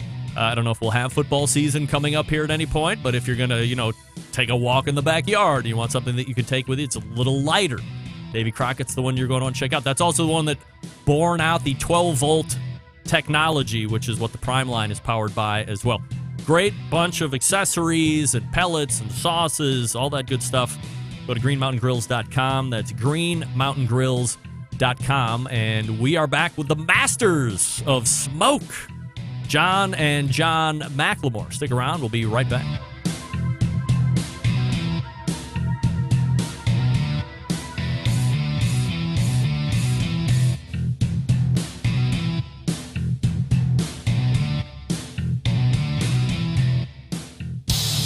Celebrating over 10 years of prolific and unparalleled live fire barbecue and grilling talk. And yes, it's still being done from Cleveland, Ohio. You're listening to the Barbecue Central Show. All right, welcome back. And this portion of the show being brought to you by Pit Barrel Cooker, the most unbelievable outdoor cooking device on the planet. Currently available in 2 sizes. There might be a 3rd size coming. Whether you're a beginner or professional, definitely a cooker you want to add to the arsenal. Visit pitbarrelcooker.com and tell them the Barbecue Central Show sent you. We might get a look at that lifestyle room as an exclusive here in the next couple weeks, trying to line that up with Noah and Amber Glanville as we speak. All right. And we are rejoined by the masters of smoke, that being, sorry guys, I'm trying to find the audio button here. There we go. Get your sound back on. John and John, too. I mean, a lot of things going on here behind the scenes. I should take a picture so you can understand the mania that I am dealing with here. But appreciate you hanging with me through the break. So let's talk about the Gravity Series 650 cooker. 560 cooker, right? Yeah. We have a new one. Guess what, guys? You're coming out with a new cooker. I'm announcing it right here on the show tonight. Congratulations. Let's talk about a cooker you don't know anything about. So it's the 560, and I want to talk about, when you have thought about Masterbuilt in the past, you think about those electric cookers and those propane, those cabinet-style cookers, and then you depart and go Gravity Series 560. So for those who are in the subculture, we obviously are pretty familiar with gravity-fed cookers and how they operate, but this unit bridges a gap nicely between low and slow and high heat. And by the way, no pellets. So whose idea was this? Let's be honest. All right. So we've got an engineering team at Masterbuilt. These guys are probably listening. So Olin, I'll give a shout out to you. Adam, Bo.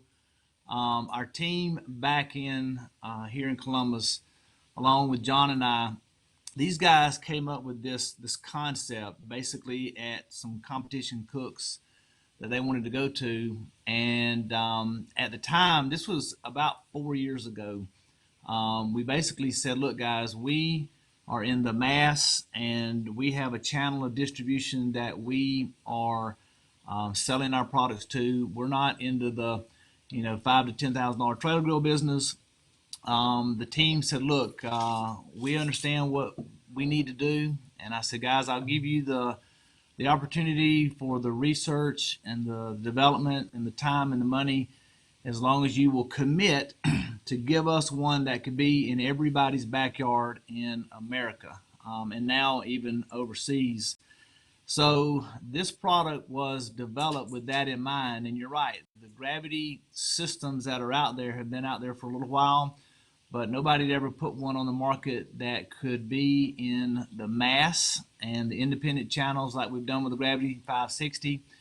Masterbuilt or hit a high temperature or hit the from at a grilling level. Yeah. So basically, the process of us, and we didn't abandon any of our other products. We still do a tremendous business. We're still #1 in the world in vertical electric smokers. We have an amazing propane smoker. So we're still doing a lot of those, and there's a place for those. I still cook on them here at my house. But this particular product did several things. One, it gave people the flavor of charcoal that they wanted.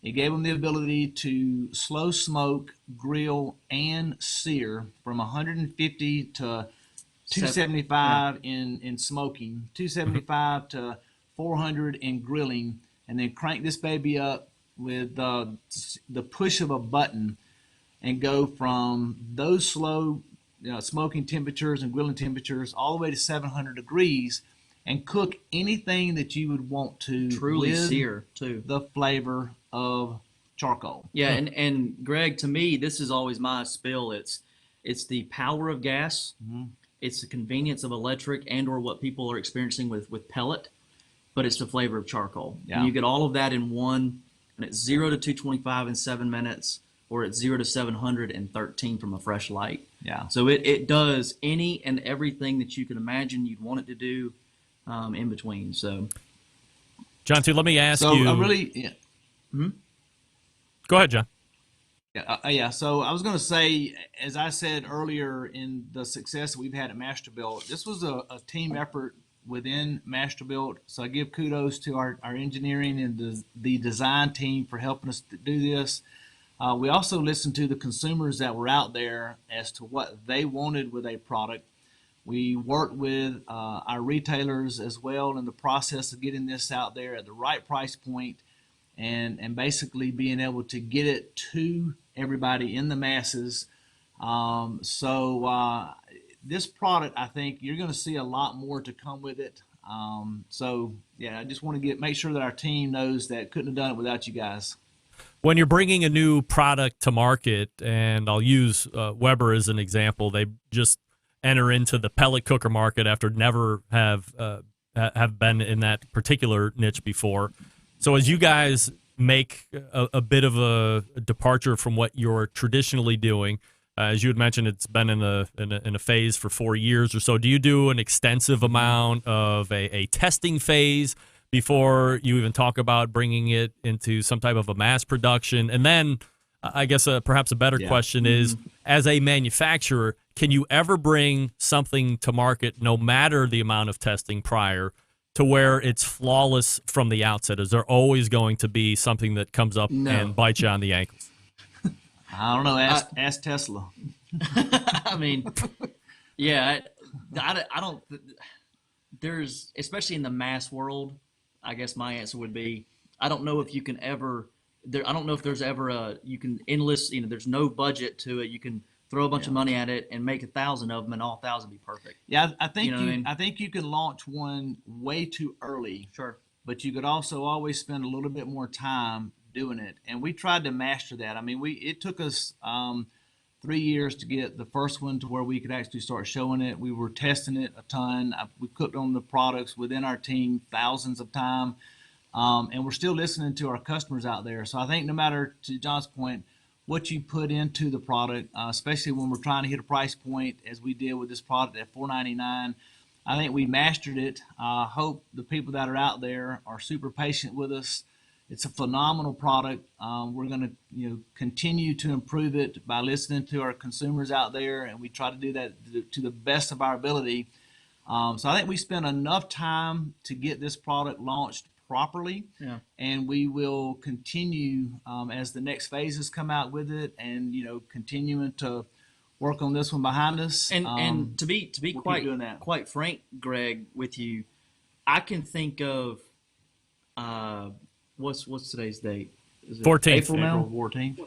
April 14th. So I can think of a year ago looking at a pre-sample of this grill, which was nearly 8 or 9 months before it officially hit the market, cooking on it, and the journey it's taken from that point to when it launched, and then the journey that the product has even taken since we launched it. I can remember I had specific conversations over the air firmware updates. That's an OTA. Hey, John. John, can I interrupt you just for a second? Can you go ahead. Yeah. Can you disconnect and jump right back in? I got an echo all of a sudden. Okay. Yep. Yeah. Thanks. 1 second. All right. Wow. We were going so good. Get that big stuff out of here. Must have an hour and 43-minute time limit. Who knows? They're coming back. Don't worry. Hopefully. I know they're Wi-Fi too, but shouldn't be crazy. I'm just getting ready to ask the hard-hitting questions, of course. Hey, there you go. Oh, dear. Well, that's not good. There's some kind of a Darth Vader thing going on for some reason. Really? It just came up out of nowhere. I'm not sure There's exactly. nothing changed on our end, buddy. Yeah. No, I mean, it's the beauty of the internet, right? I mean, everything works great until it doesn't work great anymore. Is it what people hear So- on the live end? Yeah. So I probably sound okay to you, but you're coming back a little video Yeah, gamey. you sound good you know? at our end. Yeah. So, Let's see. Let me. Still doing it? yeah. I'm not sure. I'm not. It's probably in the software, to be honest. So I'm not sure how to go in and fix that per se, but As long maybe as I it's can. not my fault. No. I mean, we're going along just fine. So, do you want me to send you a new link, maybe, and that can? Yeah, send us a new link. All right, I'll shoot that over to your email here, and I'll cut you off right now and send that over. All right. Well, I'm not sure what happened there, but wacky. All right. Here we go. We're dealing with it right here. I hope sending a new link doesn't cause it to sound just as bad. It would be highly embarrassing. All right, hold on. Go ahead and send them the link here.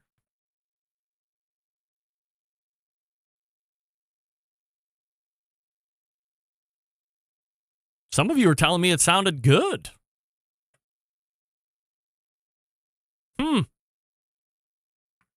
I don't know. I can tell you in my ears it was. Somebody heard it, right? Or were you saying no because it was buffering? I don't know. Don't worry. We'll get it back. We'll finish the conversation. It'll be fine. Let me.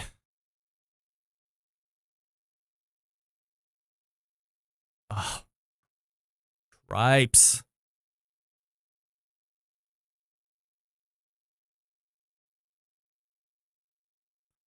Now I got to go back to the. No. I go here.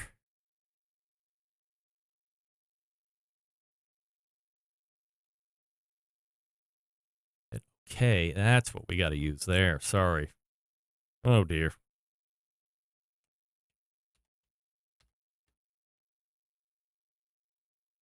Stand by as we do this. No doubt, we suck again. Oh, no!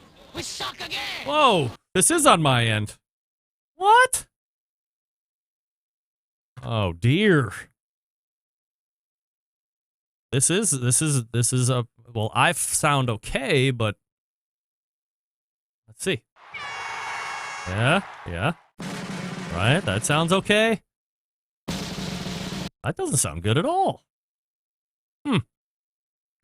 Well, everything else sounded all right. I'm not sure what happened there right at the end, but we'll see. We'll see. There they are. You there? Yes. All right, guys. Well, evidently All it's right. it's all on my end, so I apologize for that. So No worries, yeah. man. Nevertheless, all right. So I forget exactly where we dropped off there. Yeah, so I was just I'll kind of summarize. I was basically explaining just the process that the product has taken since our early on samples. We've actually got one at our shop that we've tested. I don't know how many thousands upon thousands of times. That is one of the pre-samples that we've had that's been in the shop for well over a year. And it's still kicking good.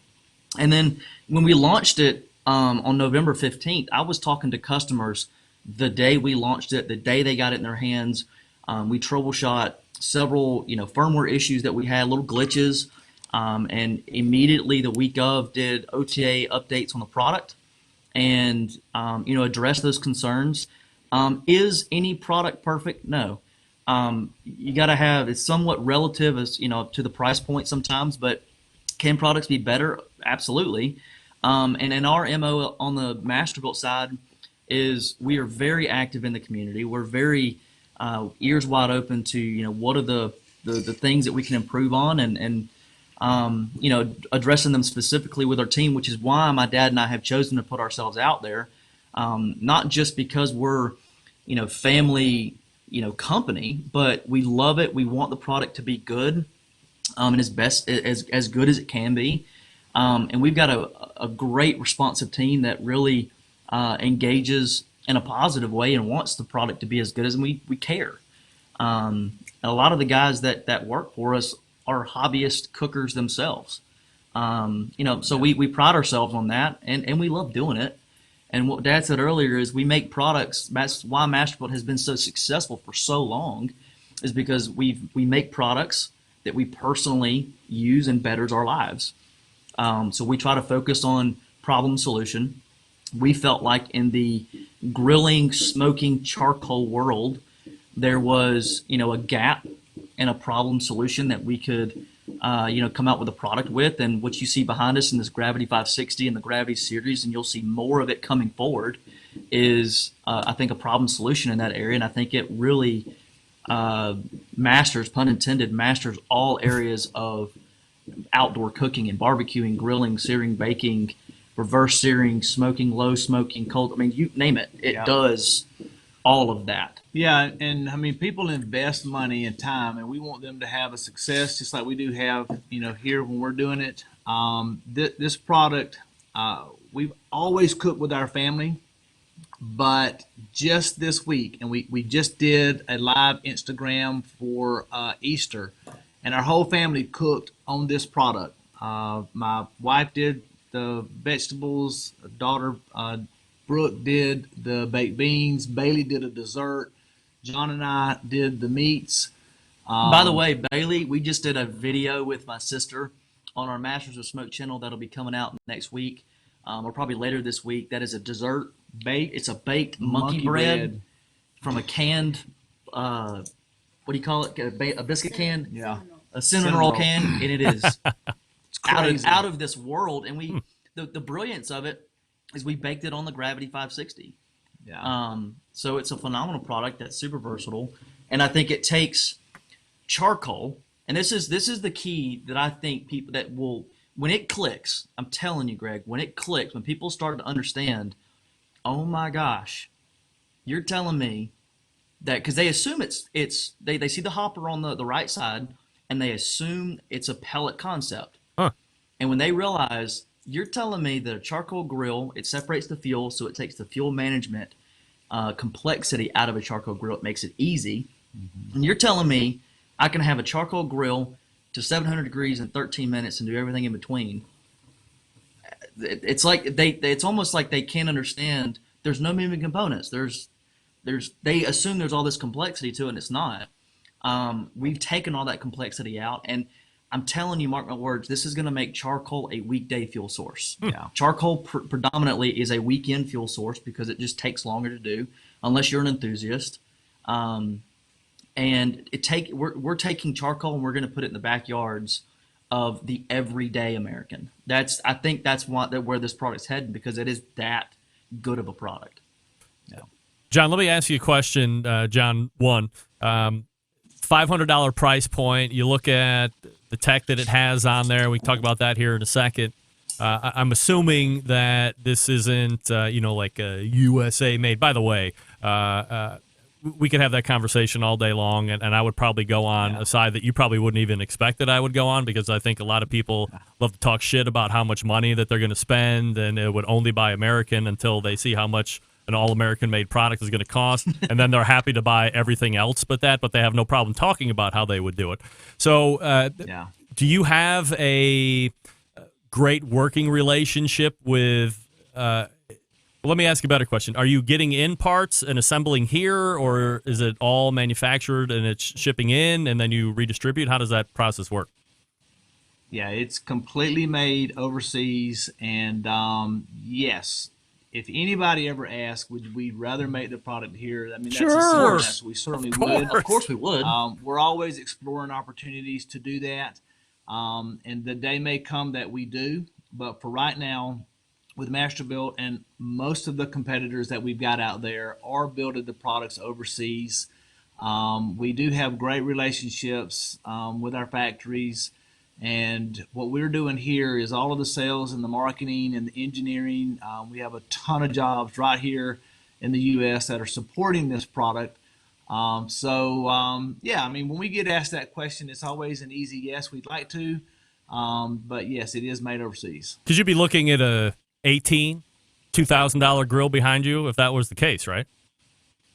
I would say it could be. It depends on a lot of factors. Yeah. If you brought parts from other parts of the country and then assembled it here, or manufactured 100% of it here, you could be looking at a product that could be 2 to 3 times more expensive. Yeah, no doubt.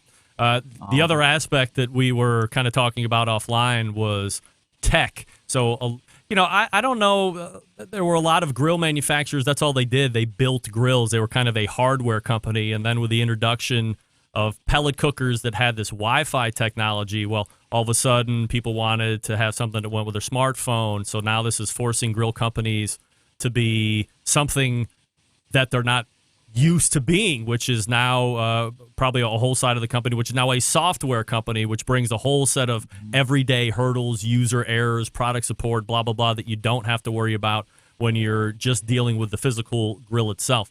So how did you employ or deploy your efforts to make sure that the tech side is matching up with the hardware side?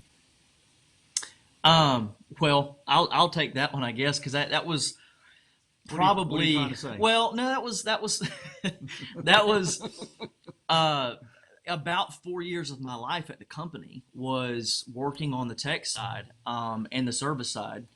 And I'll name Scott, you know who I'm talking about, a guy that I worked really closely with on the firmware side, and Adam working really closely on the firmware side for a long time to take us from a simple push button, similar to your oven, set temp system, to a Bluetooth environment, to controlled cooking. And then we got away from it because a lot of our consumers and users that we found, they don't want the product to do it for them. They want you to guide them to a degree, but they still want some input. They want to feel like that's their masterpiece. And then to a Wi-Fi and Bluetooth system. We felt, even on the $500 price point, we've seen products that are 100% Wi-Fi and you don't have a controller interface. We've seen products that, are the complete opposite and everything in between. We felt like we wanted to give our consumer the complete choice because our demographic is quite wide. Yeah. But we do want to appeal to the younger generation. And then, technology learns. Generations learn technology as it evolves. Social media has widened in demographic every year over each year. So I think that part you have to do it now. And in terms of how do we employ and deploy on the software side, I think it's a growth. At one time, Greg, to be quite frank, we tried doing it 100% in house, and it's difficult. We're barbecue guys. We're not software engineers. And can you hire software engineers? Absolutely. Is it the smartest thing? No. I probably believe in the philosophy of kind of a half-half approach. I think you got to have some talent in-house, and I think you got to have some talent out of your company and sourced to some point because you got to have that perspective. And there's a trade-off at some point financially. I think the big thing right now is you see a lot of companies, they're getting away from Android. A lot of companies are not supporting Android apps anymore because it's just impossible to have a stable Android platform across all devices. And I've not seen anybody in the cooking space or cooking industry do that yet, but you do see companies in the service side of things almost getting away from Android. So how do we deploy it? To be honest, it's a learning curve. It has been over the past couple of years. I think we've really stabilized in the past 2, especially now having developed this. We've got some great relationships with some companies out of California and all over the country that help us do, over-the-air update firmware development, software development, app development, web development, internal embedded systems, et cetera, everything you know in between. And then we've got some talented people in-house that help us do it as well. So I think you've got to have both. But in terms of, are we a software company? No, I wouldn't necessarily say that we are. I think we're really good at making barbecue grills and smokers, vertical electric smokers and fryers. And we find the right talent, you got to have the right person in the right seat. So, Johns, let me ask you the final question here before I let you go, and I appreciate the time. Is there a bigger model on the horizon? I mean, I know we're just rolling out the first one, but we always have to talk about the next bigger and badder one. Is there something like that we could look forward to? I would say yes. You would say yes, but are you going to say yes? I think that's. I would say the answer is yes. If you look at social media, I'll rip the Band-Aid off. Yeah, the answer is yes, and I will tell you that it is out a little. There's going to be a much bigger presence with that over the next 30 to 45 days. We're super excited about it. So, yeah, anytime you have something like this in the 560 that everybody's kind of grabbed a hold of, they're wanting something more. We have been developing and working on that for quite a while. Yeah. So we are and pretty excited. we've got several independent channels that are our launch partners that we're allowing them to launch it first. We chose to go organic in terms of allowing the organic message to spread through those channels first, and then you'll see the brand side, Masterbuilt brand side, launching it later with the mass channels in the next 45 to 60 days. Yeah. All right. Well, if you are in the market for a charcoal gravity-fed cooker that can do low and slow and high heat all the way up to 700 degrees, have the app connectivity, all that good stuff, the Masterbuilt 560 is the one you're going to want to be looking at. Is that available widely? Are you exclusive to stores, or where can people grab it? Yeah, it is available pretty wide. Home Depot, Walmart, Amazon, Academy. Most of the sporting goods stores, Academy, Bass Pro Cabela's. Masterbuilt.com. So yeah, it's a broad distribution that we've got with the 560, and the bigger model coming out will be available in those channels soon to come, and there's actually going to be more after that. So we're pretty excited, and it's been just like everything else we've done, Greg. Part of the journey. We love learning from it, and what I love about what I do and gets me up every single day is being able to have a relationship with the people that love our products. We're listening. So if you've got something out there, John and I and our company at Masterbuilt will do the best we can to hear your voice. Yep. And tune in with us, Masters of Smoke, launching a lot of content here soon. And Greg, we appreciate you having us on. All right, it's John McLemore and John McLemore, or John and John 2. Great look back, guys. Certainly appreciate that and all the info on the 560 as well. Continued success. We'll talk again soon. Appreciate it, man. All right, thanks. Have a good one. All right, there they are. All right. Well, thank God that worked the second time around. Not sure. This is my fault, too, by the way. I would just like to say is, I don't know what's happening in my ears, but I shudder to think what the back half of that interview is going to sound like if it sounds that bad in my ears. But we'll see how it goes, Oh, boy, that music sounds bad. I can't wait to get out of the show so I can go back and listen to the recording immediately. Hey, before we head all the way out, don't forget you should be subscribing to the Smoke Sheet, bbqnewsletter.com, a great all-in-one resource covering the live fire industry. Also, in the first hour, we talked with Meathead, AmazingRibs.com, about resting steak. We also talked about resting big cuts like briskets and why that's different. And, of course, through the second hour here, the guys from Masterbuilt, John and John 2, McLemore, Masterbuilt.com. Now the music sounds bad. Great. Oh, boy. We got trouble. We'll see what happens next Tuesday. Big show planned. Stephen Reichland, Robin Lindars amongst the regulars. Who knows what's going to pile in otherwise. Until next Tuesday at 9 p.m. Eastern, this is your program host and proud U.S. social distancing American, Greg Rempe. Good night now.